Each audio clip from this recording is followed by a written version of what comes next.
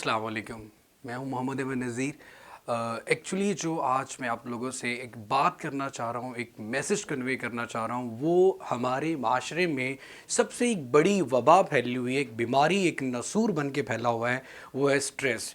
बच्चे से लेकर, स्टूडेंट से लेकर एक बड़े दादाजी तक भी आप चले जाएं, किसी भी पर्सनैलिटी को ले लें तो जिससे भी आप ये पूछेंगे वो किसी ना किसी वजह से स्ट्रेस का शिकार है। तो ऐसा क्यों होता है और इन चीज़ों पे ओवरकम कैसे कर सकते हैं? तो सबसे पहले तो मैं आपको एक पर्सनल एक्सपीरियंस से बात बताना चाहता हूँ कि फ़र्स्ट ऑफ ऑल हम एक जॉब होल्डर हैं तो हमारे लिए सबसे बड़ा इशू जो स्ट्रेस की रीज़न बनता है वो है टाइम मैनेजमेंट।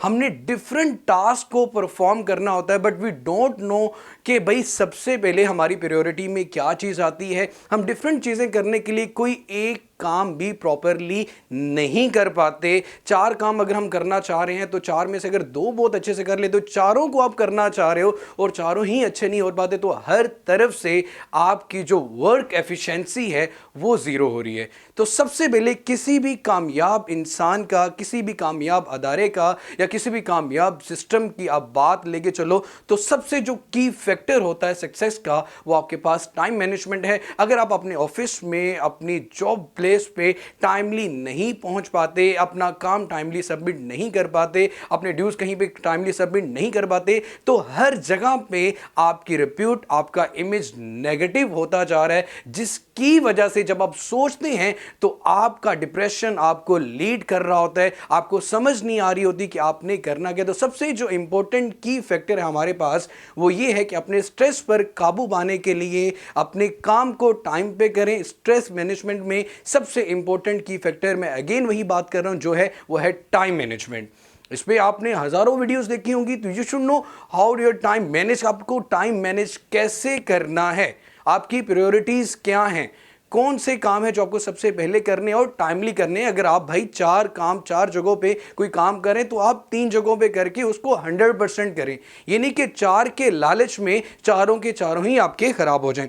दूसरा ये कि हमारी जिंदगी में हम लोग हमेशा ये मुझे ये भी चाहिए, मुझे वो भी चाहिए, हमारा बिलीव नहीं है। जब तक हम अल्लाह ताला की ज़ात पे यकीन नहीं रखेंगे ये स्ट्रेस हमें लीड करता ही रहेगा, हम कभी इसको लीड नहीं कर पाएंगे।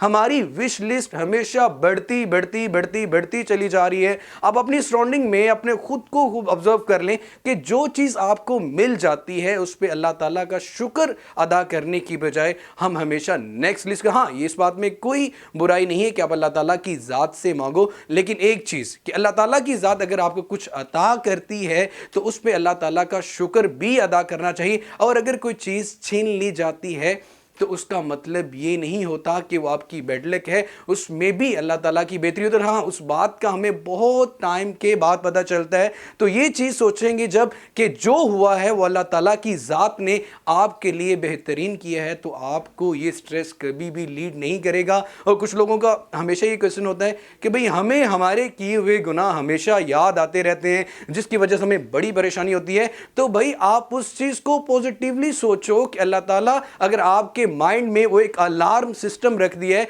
कि आपने ये गुनाह किया था, वो एक सिस्टम, एक अलार्म है कि आपने ये चीज़ कभी दोबारा रिपीट नहीं करनी।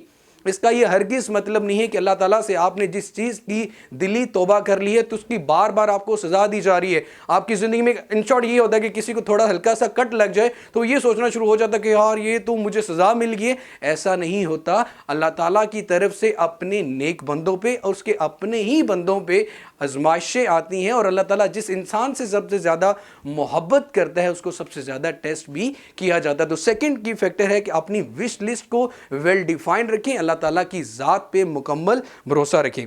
और थर्ड पॉइंट ऑफ व्यू है कि हम चीज़ों को दोनों तरफ से सोच सकते हैं, पॉजिटिवली भी और नेगेटिवली भी। जैसे कि बड़ी मशहूर एक मिसाल, एक लाइन इंग्लिश की, ग्लास इज़ हाफ फुल और हाफ एम्प्टी, कि कुछ लोग ये सोचते हैं कि ये ग्लास हाफ फुल और कुछ लोग यही सोचते हैं कि ये ग्लास आधा भरा हुआ है। बात का मतलब बड़ा मज़ेदार है कि हम दोनों चीज़ों को पॉजिटिवली देखें कि हम ये भी तो सोच सकते हैं ना कि आधा ग्लास भरा हुआ है। हम ये भी तो सोच सकें कि अल्लाह ताला की ज़ात ने हमें जो अता किया हुआ है वो भी किसी नेमत से कम नहीं। हम हमेशा उस चीज़ की तलाश में ही क्यों रहते हैं जो हमें नहीं मिली।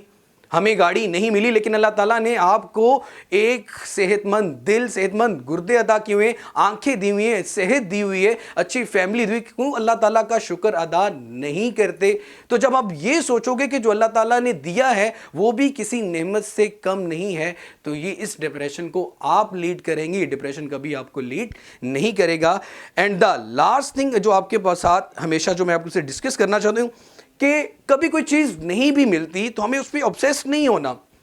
آپ کے پاس رسل ایک تھے، انہوں نے اپنے ایک ایسے میں ہیپینس پہ ایک ایسے تھا، اس میں ایک بات لکھی تھی کہ اگر جب بھی آپ کسی چیز کو اچیو کرنا چاہتے ہو تو دل و جان سے اس پہ ایفرٹ کرو، محنت کرو، 100% محنت کرو، اور اللہ تعالیٰ کی ذات اگر اس میں آپ کے لیے بہتری رکھتی ہے تو آپ کو ضرور ملے گی، لیکن اگر وہ نہیں مل رہی تو کوئی بات نہیں، چیزوں کو لائٹ لینا سیکھیں، تو اس پہ ریزائن کر دیں۔ تو ہیپینس میں انہوں رسل بڑی خوبصورت بات کر گئے، ہمیں بھی اپنی پریکٹیکل لائف میں اسی چیز پہ فوکس کرنا چاہیے کہ جو چیز مل گئی ہم نے اپنا پورا 100% پرفارم کیا، نہیں ملی تو اس میں بھی اللہ تعالیٰ کی کوئی نہ کوئی بہتری ہوگی۔ And the last and important thing جو کہ ایز اے مسلم ہم سب کو اڈاپٹ کرنی چاہیے، اس کے ہزاروں فائدے، دیکھو کچھ بھی ہو، سکون صرف اللہ تعالیٰ کے ذکر اذکار میں ہے، اللہ تعالیٰ کی یاد میں ہے، اور ایک واحد ہستی وہی ہے جو انسان سے سچی محبت کرتی ہے۔ سب کچھ اللہ نے ہی پلان کیا ہوا ہے ہمارے لیے، اور اس کی محبت کی تو کئی ایگزامپل ہیں، تو ہمیشہ صبر سے کام لیں۔ اور میں تو ہمیشہ ایک ہی بات کرتا ہوں کہ صبر کے لیے اگر سب سے بیسٹ ایگزامپل دیکھنی ہے اور ہمیشہ ہماری زندگی کے لیے تو بہترین نمونہ ہمارے پیارے نبی اکرم صلی اللہ علیہ وسلم ہے کہ پوری زندگی جن مشکلات کا سامنا کرنا، اگر ہم ان کو امیجن بھی کر لیں تو بھائی ہم کیا، اللہ تعالیٰ ان کے لیے پوری زندگی آسائشوں سے بھر سکتے تھے، لیکن اللہ کے نبی نے پوری زندگی صبر کا مظاہرہ کیا، ٹاٹ کے بستر پہ سوئے، اپنے کپڑوں کو خود سی لیتے تھے، اپنے گھر میں خود جھاڑو لیتے تھے۔ لیکن آج ہماری انا، ہماری ایگو اتنا ہمیں لیڈ کر گئی ہے کہ ایون کہ ہم اپنے گھر میں خود کپڑے پریس کرنا بھی نہیں چاہتے، ہم دوسروں پہ ڈیپینڈنٹ ہیں، اپنی ایگو میں، اپنی انا میں کسی سے پہلے سلام نہیں کرنا چاہتے۔ تو ہماری انا، ہماری عزت کیا نبی اکرم صلی اللہ علیہ وسلم سے بڑھ کر ہے؟ تو میرے بھائی اگر نہیں ہے تو اپنے اندر سے یہ چیز ختم کریں اور اللہ تعالیٰ کی ذات میں اپنا سکون ڈھونڈیں، اور یہ چیز سوچنا شروع کر دیں کہ آپ کے ساتھ جو بھی ہوتا ہے اس میں اللہ تعالیٰ کی بہتری ہوتی ہے۔ جب آپ پوزیٹیو سوچو گے، آپ سے نکلنے والی وائبز پوزیٹیو ہوگی، تو آپ کا پورا ایٹماسفیئر پوزیٹیو ہوگا۔ ہوپفلی آپ کو یہ ویڈیو بہت فائدہ دے گی انشاءاللہ۔ تو ہمارے پیج کو لائک کریں، علم کی دنیا کے بیل آئیکن پہ پریس کریں، چینل کو سبسکرائب کریں، اور اپنا بہت سارا سا خیال رکھیں۔ اللہ حافظ۔